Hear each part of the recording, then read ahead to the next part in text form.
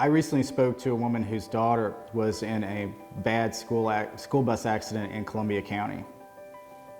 One of her first questions to us was, how long will all of this take to settle? And I could understand that question. No one wants to get involved in lengthy litigation where they have to deal with a bunch of insurance adjusters and attorneys for months on end. But to answer that question, really, it depends on a lot of different factors. And two factors that are very important to the length of time associated with any case is the first, how severe are the injuries?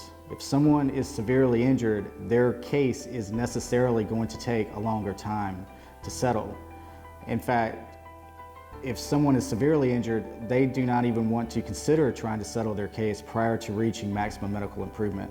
They would only be doing themselves a disservice. Another factor that affects the time associated with a case is how reasonable is the insurance company?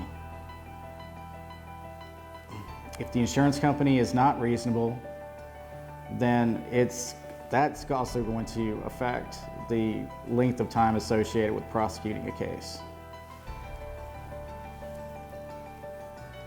I would say that those two factors are very important, and in any case, you want to make sure that you find an attorney who is experienced in prosecuting claims involving bus accidents.